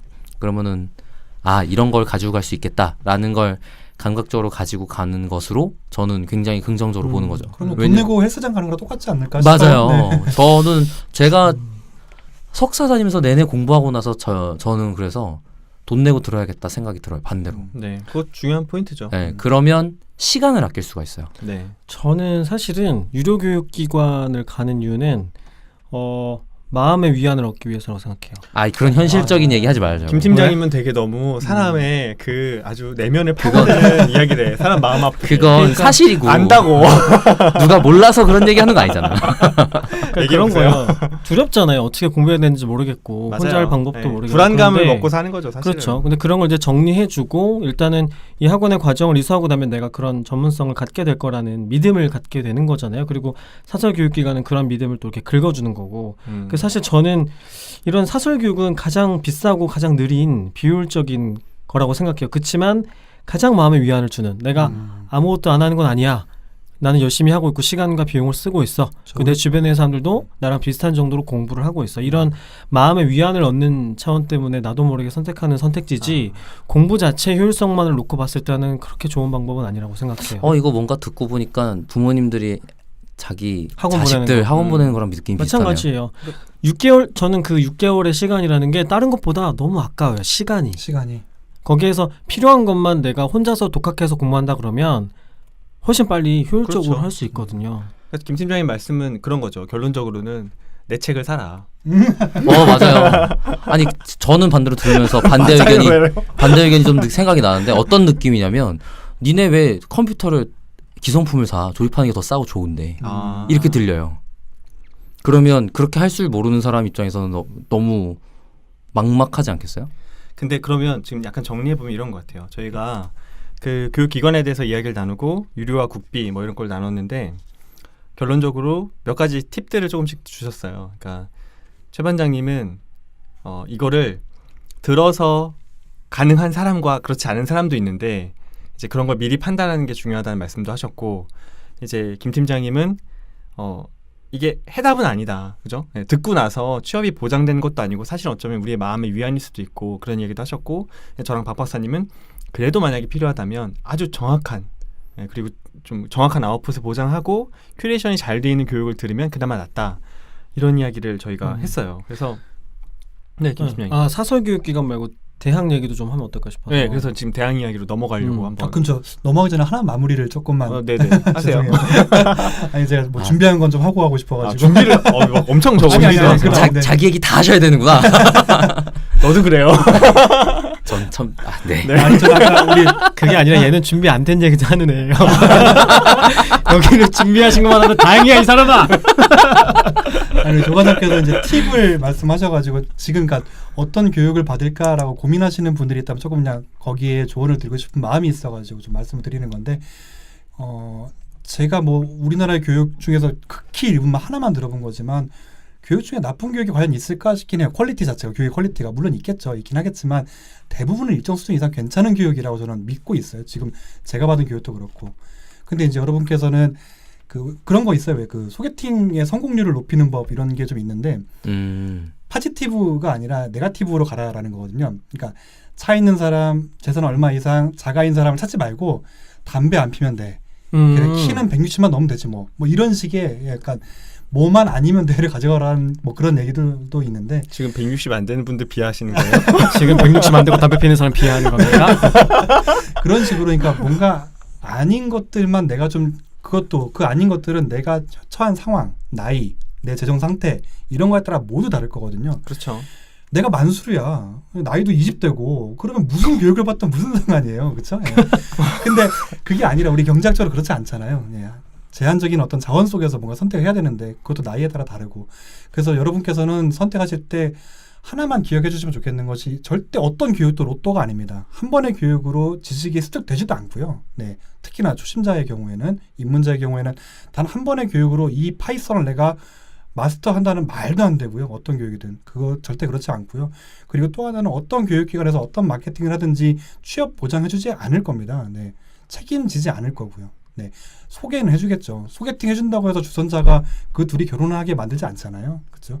네, 그런 것처럼 분명히 공표한 대로 어떤 소개하는 자리를 만들긴 할 겁니다. 하지만 거기에 대해서 절대로 보장, 책임은 하지 않는다는 거 꼭 기억하셔도 좋겠고요. 그래서 뭐 아까도 자꾸 말씀드리지만 나이와 상황에 따라 모두 다르긴 하겠지만, 이걸 시작이라고 입문자의 경우에는 이걸 시작이라고 생각을 해야지 이것으로 끝을 내겠다, 이거 하나만으로 내가 로또로 인생 터닝포인트 만들겠다는 아닌 것 같아서, 그래서 본인께서 교육 선택하실 때 마인드를 이 정도는 좀 한번 참고하시면 좋지 않을까 하고 좀 길게 얘기해봤습니다. 네. 되게 공감이 많이 되는데, 잘 생각해보면 그럴 수밖에 없어요. 만약에 한두 달 교육을 듣든 6개월 교육 듣든 교육받고 데이터 분석가 되면 이 시장에 경쟁이라는 게 존재할까요? 그렇죠. 그렇게 쉬운 네, 거면. 그거 한 달 받고 다 데이터 분석가 되면 다 하고 있지. 그렇죠. 이게 얼마나 어려우면 이렇게 교육이 많고 그렇게 대학이 많은데도 여전히 데이터 분석, AI 할 줄을 아는 사람들은 정말 높은 대우를 받잖아요. 그렇죠. 네. 그러니까 이게 현실이다. 교육이 많은 거랑 되기 쉽다, 이거랑 완전히 다른 문제다. 그런 생각을 하면서 교육 선택하면 좋을 것 같네요. 네. 저는 그 취업 보장이라는 표현만 빼면 사설교육기관에 투자하는 것도 충분히 좋다고 생각해요. 그렇죠. 네. 거기에 실력 있는 분들 오시거든요. 근데 믿음을 잘못 가지고 가면 이제 실망을 하시는 거니까. 그렇죠. 그 믿음이 문제인 네. 거죠. 네. 본인도 출강하시고, 그죠? 사랑합니다. 저 장점 좀만 얘기하면 안 될까요? 안녕. 갑자기 한 10개가 떠오르는데. 자, 김 팀장님 목소리 잘 기억을 해놓으셨다가 우리 사설교육 담당자분 머릿속에 막 스쳐가는 사람이 있어. 이미 너무 뭐 책을 통해서 알려주셔가지고.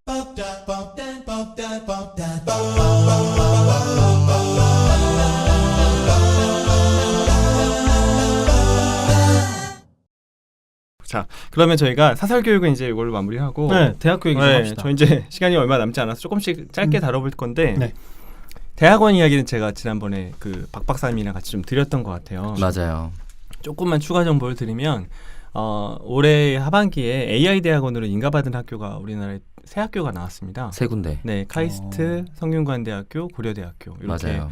세 군데가 나왔고 여러분이 이제 구글링 하시면 많이 찾아보실 수 있을 거예요. 그리고 각 학교마다 장점들이 있고요. 저는 그 성대가 성균관대학교가 입학하면 무료예요, 학비가. 파격적으로. 엄청나게 파격적이에요. 석박사 다 운영하는 걸로 알고 있거든요.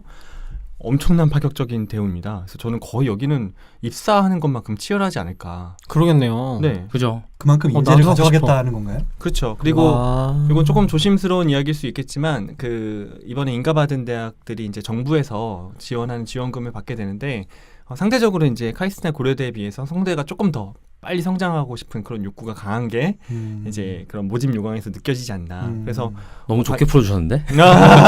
잠깐만. 저 교수님이가 제가 기업에서 교육을 담당하다 보니까 하시는 거 아닙니까? 자 시끄럽고요. 어쨌든 그렇고요. 제가 알고 있는 이제 대학원 수업들은 그렇고 일반적으로 이제 통계학과들 혹은 컴퓨터공학과들이 데이터 혹은 AI 대학들로 변신을 많이 했어요.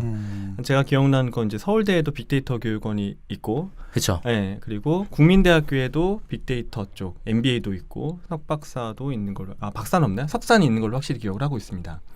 그리고 이제 국민대는 빅데이터 학사부터 있는 걸로 알고 있어요. 맞아요. 빅데이터 경영이 있죠. 네, 맞아요. 학사가 있고 졸업장에 뭐라고 찍히죠? 학위가? 그냥 경영학이죠. 경영학사. 네, 경영학사로 알고 있죠. 저는. 그리고 그 MBA도 있고요. MBA도. 네, 그러니까 되게 많아요. 되게 많아서 생각보다 많아졌네요. 네, 되게 많아졌어요. 맞아요, 되게 많아졌어요. 그만큼 수요도 있다는 거고. 근데 저는 한편으로 그런 생각도 들거든요. 만약에 여러분이 대학원이나 학부라면 학부를 빅데이터를 전공하는 것보다는 통계나 컴퓨터공학이나 그 응용 수학 이런 쪽으로 조금 더 코어한 학문을 전공하는 게 어떨까라는 생각도 좀 들어요. 이 부분에 대해서 다른 분들 의견도 좀 들어보고 싶어요. 왜냐하면 빅데이터라는 학문은 좀 너무 융합적이어가지고 이거는 굳이 학부 때 배우지 않아도 되지 않을까? 저는 좀 생각이 다른데 네, 빅데이터 분석이라는 학문은 없어요. 그렇죠. 기술. 그렇죠.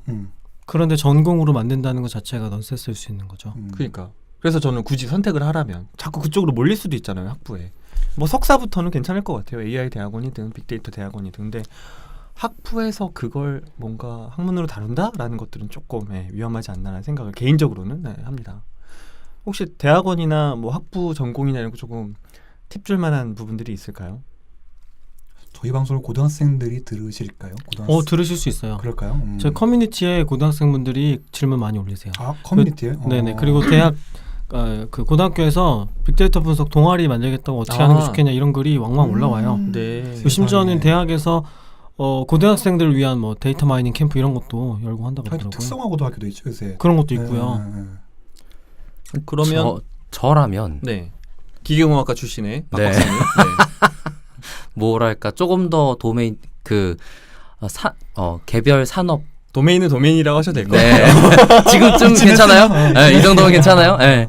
도메인 쪽에 더 특화되어 있는 학사이어야 되지 않나? 라는 생각이 들기는 해요. 학사는? 네, 학사는. 학부는, 네. 그게 저는 학사 모든 시간 동안 뭐 하는 거냐고 생각하냐면 용어 외우기라고 생각하거든요. 용어 외우기다. 네, 좀 그 정도로 이제 시간과 깊이가 있는 학문들에 대해서 내가 이제 얘를 공부할 준비가 되었음 같은 증명을 하는 시간이라고 생각을 하는데 네네.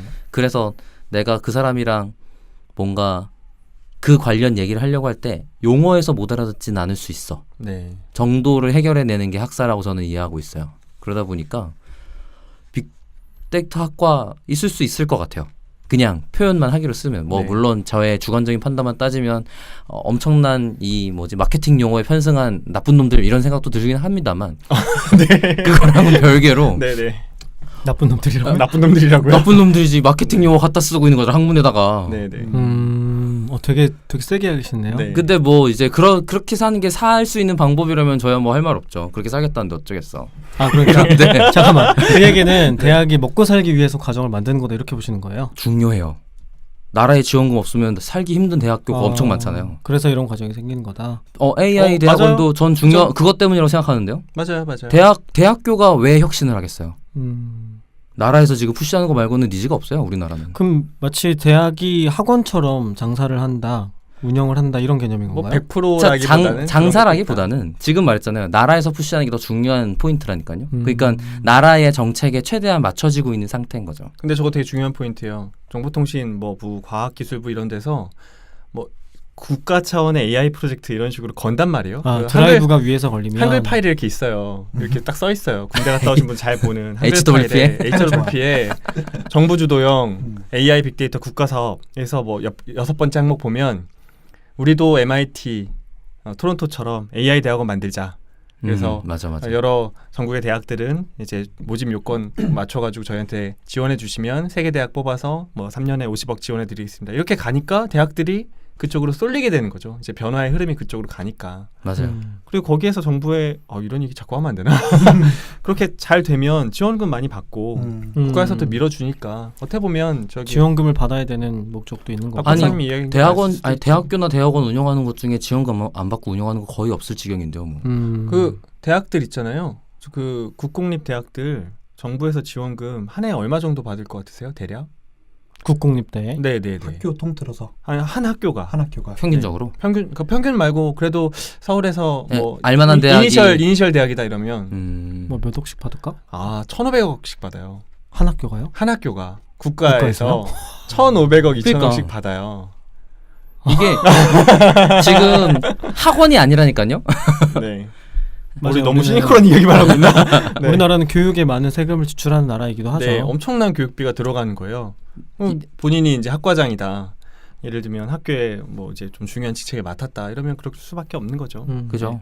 어쨌든 그런 얘기를 좀 접고 대학원은 여러 가지 좋은 석대질이 늘어났다.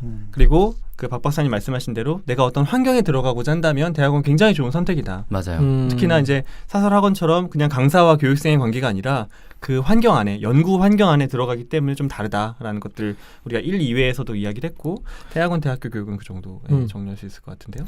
대학원 조금만 추가하면 네, 추가해 주세요. 대학원은 그 뭐라 그러면 좋을까요? 학교 이름보다는 교수님 이름이 훨씬 중요해요. 엄청나게 중요한 포인트인 것 같아요. 이거 교수님의 완전히 다른 레벨의 무언가예요. 그래서 그 교수님이 어떤 분이신가를 찾을 방법이 제가 볼 땐 2가지 정도 있는데 정확히는 3개쯤일 것 같아요. 하나는 실제로 최근까지 제출한 논문들을 찾아보는 거예요. 그리고 다른 하나는 박박사넷인가요? 박사넷인가요? 김박사넷. 자기 박사라고 아이디를 지금 아니 본인 이름을 어디다가 자기가 죄송합니다. 박사라고 출시 예정? 깜짝 놀랐네. 박박사넷 어떻게 제가 만들어 보도록 하겠습니다. 자기애가 엄청 강해요. 김박사넷이라고 이제 교수님들 평가하는 학생분들이 사이트. 평가해 주는 사이트가 있어요. 이게 대학원이라는 게 워낙 폐쇄적으로 운영되는 내용이다 보니까 어떤 걸 내부적인 정보를 알기가 쉽지가 않아서 좀 그래도 유명하신 분들 아니면은 이제 활발한 활동을 하시는 분들은 정보를 조금 얻을 수 있고 그리고 거기가 랩을 평가해 주잖아. 네, 교수님도 평가하고 그 안에 랩에 대한 분위기나 이런 것도 평가를 해주고 얘기도 해주고 이런 게 있죠. 물론 모든 교수님에 대한 정보가 있는 건 아니어서 이제 그런 것만으로 찾아내기 좀 어려운 부분도 있긴 합니다만 그래도 그렇게 하나가 있고 그 다음에 제일 좋은 건 역시 직접 연락할 수 있는 방법들을 찾아보는 거예요. 교수님한테 연락하는 것도 중요한데 교수님 밑에 현재 지금 다니고 있는 학생들 어떻게든 이게 뭐 난 인맥이 없으니까 안 돼 이게 아니라 죽을 듯이 찾으면 뭐라도 나오지 않을까라는 희망을 갖고 찾아보셔야 돼요. 아니면 온라인에서라도 그냥 게시판 같은데 여기 계시는 분 안 계신가요? 혹시 아시는 분 안 계신가요? 이렇게라도 알아서 연락을 해보셔야 돼요. 이게 학원보다 더 심하게 왜냐하면 더 많은 돈과 더 오랜 기간을 그렇죠. 사용하잖아요. 그렇죠. 그러니까 지금 내가 가서 얻을 수 있는 게 맞는가 그리고 커리큘럼이 나에게 맞는가라는 건 대학원은 학원보다 훨씬 더 많이 연구하고 찾아보고 알아봐야 되는 것 같아요. 지금 잠깐 말씀하시는 때 제가 아까 이야기했던 국가 보조금 잠깐 찾아봤거든요. 와 어마어마해요. 전체? 그러니까 이게 이렇게 들어간다는 건 연구하는 게 그만큼 좋다는 것도 맞는 거죠. 아, 그죠. 지금 제가 기사를 찾아보고 깜짝 놀랐는데 그 우리나라에서 그래도 제일 좋은 학교라고 하는 그 S대가 정부와 지자체로부터 받은 총 금액이 5,417억을 받았어요. 우와.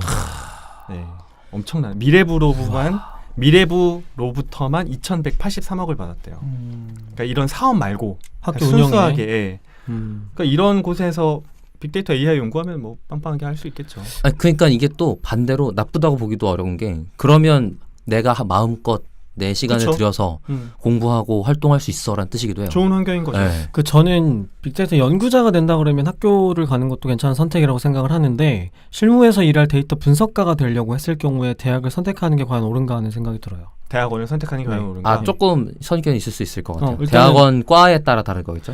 왜냐하면 제가 생각하기에 데이터 분석 혹은 빅데이터 이런 것들은 하나의 정립된 전공이나 학문이 아니잖아요. 대학에서 만든 기술이 아니에요. 네. 그리고 대학은 데이터 중심으로 의사결정을 한 경험이 잘 없어요. 대학 데이터를 많이 들고 있지도 않아요. 네. 네. 그런 곳에서 데이터 분석 기술을 배운다는 게 저는 넌센스라는 생각이 좀 들고 AI랑 좀 다른 거죠. AI랑 좀 다를 수 네네네. 있겠죠. 이거 저는- AI랑 빅데이터 분리하는 건 조금 나중에 저희가 다루도록 네. 할게요. 네. 네. 그리고 강의를 하는 교수의 측면에 있어서도 혹은 뭐 연구를 하거나 분석을 하는 실력자의 입장에서 생각했을 때도 그렇고 굉장히 실력이 좋은 분들은 저는 더 이상 대학에 있다고 생각하지 않거든요. 기업에 가 어디 있어요? 있겠죠. 아, 기업에 가 있겠죠. 최전선에 있다. 네. 비즈니스의 최전선에. 대학에서 강의를 하면서 돈을 벌어야 되는 니즈가 그분들한테는 없어요. 네. 그냥 기업에서 일하고 기업에서 강의하고 기업에서 돈 벌어도 되거든요. 음. 네. 그런 상황에서 대학에 가서 나한테 강의를 할 사람들이 어떤 사람인지도 한번 판단을 해볼 필요가 있는 거죠. 저희 오늘 굉장히 위험한 얘기를 많이 하는 것 같은데. 이어서 저희 공식적인 의견이 아니고 김 팀장님의 개인적인 의견을 맡겨드립니다. 편집자의 의견이 아니래요. 그러니까 이제 왜냐면 이제 교육을 선택할 수용자 입장에서 생각을 해봤을 때 강의의 품질이 중요하잖아요. 근데 뭐 아시겠지만 강의의 품질에 대해서 불만을 토로하는 대학원생들이 얼마나 많아요. 네, 그렇죠. 저희가 이런 이야기를 할 수 있는 건 뭐냐면 지금 저희 방송을 들으시는 분들이 강사분도 아니고 교수님도 아니고 그럼요. 기업도 아니고 이 분야에서 공부를 하고자 하는 분들이기 때문에 저희가 진짜 있는 그대로 다 이야기를 하는 거예요. 지금 여기에 교육을 받아보신 분, 강사로 활동하시는 분, 기업에서 분석가 하시는 분, 저 같은 경우는 교수님들이랑 만나면서 커리큘럼을 짜는 사람이니까 진짜 그냥 정말 여러분을 위해서 직업을 내려놓고 이야기를 할 수 있겠다. 네, 할 수 있다라는 걸 말씀을 드리고 싶네요. 아니 강의를 하는 사람 입장에서 보면 네. 선택을 해야 되잖아요. 어디에 가서 강의를 해야 될 것인가. 어디 가서 하세요? 그러면 시간도 생각을 해야 되고 비용도 네. 생각을 해야 되고 이렇게 하면 강의를 하는 교육을 하는 사람 입장에서 봤을 때 대학은 그렇게 큰 메리트는 없어요. 비용, 그러니까 이제 강의료 입장에서 그렇죠. 입장이라기보다는 그러니까 정교수가 되기 강의료보다. 위해서 네. 커리어를 쌓아야 되는 욕구가 있는 사람이 아니라고 하면 굳이 대학에 많은 시간을 할애하면서 자신의 교육 역량을 투자할 마음이 없거든요. 아 근데 그건 또 다른 부분도 있어요. 대학 강단에 서는 레퍼런스를 원하는 분들도 있더라고요. 그 말이요. 네, 그게 필요한 사람들이라면 간다는 거죠. 아, 예. 실력과는 별개로. 이해했습니다. 생각해보니까 최근에 시간 강사 법 바뀐 것 때문에 많이 자르고 막 그러지 않았어요? 그렇게도 했죠. 자리도 많이 없어졌네요. 그렇게 따지면. 그러면 갑자기 끊는 감은 있긴 하지만 저희가 이제 데이터 분석 교육 방법 혹은 데이터 분석을 어디서 공부할 수 있을지에 대해서 다룰 때 이제 교육기관, 이제 학교, 사설교육 이렇게 두 가지로 나눠봤는데 기업 내부 교육도 좀 다루려고 했는데 이 부분 좀 다음번으로 넘겨야 될 것 같아요. 그리고 기업 교육에 대해서는 조금 저희가 공부도 하고 좀 찾아본 다음에 이야기를 해야 될 것 같고 네. 여기에 대상일 만한 분들이 좀 적을 것 같기는 해요. 이미 그쵸. 기업에서 근무하고 계시고 그 기업에서 제공하는 커리큘럼이 있고 뭐 연수원이 있고 이런 분들이기 때문에 그리고 또 본인이 선택해서 할 수 있는 것도 아니고 그쵸. 맞아요. 선택지가 없죠. 끌려 들어오기도 하고 네. 죄송합니다. 우리 교육 참가자분들 이렇게 오시는 분이 드리는 계신데. 자발적인 분들만 계신 거 아니었어요? 지난주에 금요일날 교육 끝났단 말이에요. 그분들한테 다 방송 홍보했는데 이러면 안 되지. 엄청나게 자발적으로 들어오는 우리 기업 교육 들어오시는 분들께 드릴 만한 이야기는 나중에 좀 하기로 하고 네. 저희가 3회에서는 데이터 교육 이야기 두 번째 시간으로 교육 프로그램 현실적인 우리 선택지들 국비교육 또는 유료교육을 어떻게 선택하고 어떤 것들을 배울 수 있는지에 대해서 다뤄봤습니다. 저희 이제 이 다음번 4회에서는 그럼 이제 이런 교육밖에 없냐? 그렇지 않다. 저희가 얼마든지 독학도 할 수 있고 좋은 커리큘럼을 스스로도 짜볼 수 있다.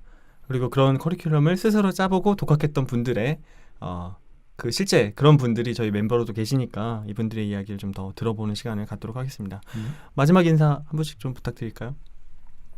네, 여러분 뭐 서두에 말씀드린 대로 뭐 저희가 무슨 뭘 깎아내리거나 또는 광고를 하거나 이런 입장이 아니라 그냥 이런 것들이 해보니 또는 들어보니 이런 것들이 있습니다라고 한번 여러분들의 선택에 도움을 드리기 위해서 한 얘기니까 좀 그런 부분 한번 감안해 들어주면 좋겠고요. 자, 그리고 앞으로도 저희가 열심히 만들겠습니다. 좋아요와 구독, 댓글 많이 부탁드리겠습니다. 감사합니다. 네, 고맙습니다. 감사합니다. 이러고 끊어도 될 것 같은데. 박 박사님 마지막 인사하세요. 네. 제가 지금 사실 사설교육 쪽에 대해서 할 얘기가 많이 없었던 것 같아서 저 스스로 좀 되게 아쉬운데 이게 제가 참전하면 안 끝나겠다는 걱정도 있어서 네, 맞아요. 네, 한 것도 있으니까 이제 댓글로 많이 질문해 주시면 제가 아는 한은 최대한 답변 드릴 수 있을 것 같고요. 그리고 저희의 극단적인 인식과 사고방식은 제 것이니까 마음껏 비판해 주시기 바랍니다. 감사합니다. 어우, 아주 좋은 태도인데요. 네, 그다음 김 팀장님. 네, 저는 뭐 사설이든 대학이든 간에 기본적으로 교육은 듣는 사람 입장에서는 다 싫고 재미없는 것 같아요. 그래서 그중에 가장 덜 싫은 걸 고르면 되지 않을까 이런 생각이 들었습니다. 뭔가 현실적인데? 현실적이네요. 네, 저도 뭐 마지막 말씀드리면 사실 저희가 사실 되게 다루기 좀 꺼리는 주제긴 했어요. 그쵸, 저희가 맞아요. 다들 여기에 연계가 조금씩 돼 있어가지고 근데 아까 말씀드렸던 것처럼 저희 청취자인 분들이 지금 이 교육을 어떻게 학습하면 좋을까, 이 데이터 분석을 어떻게 학습하면 좋을지 고민하시는 분들이 저희가 청취자 분들이기 때문에 저희가 최대한 솔직하게 말씀드리려고 노력을 해봤고 조금 저희가 이제 3회 때부터 조금 텐션 업 하려고 중구난방으로 진행하지 않았나 약간 반성도 드는데 잘 들어주시면 좋을 것 같고 궁금하신 것들 또 조금 더 다뤄줬으면 좋겠다는 부분들은 팟빵이나 뭐 혹은 유튜브, 페이스북 페이지가 있으니까요. 거기에 댓글로 남겨주시면 저희가 잘 정리해서 계속해서 AES에 나가면서 좋은 콘텐츠를 다시 기획해 보도록 하겠습니다. 저희 데이터홀릭은 더 좋은 콘텐츠를 가지고 다음 방송으로 다시 인사드리겠습니다. 감사합니다. 감사합니다.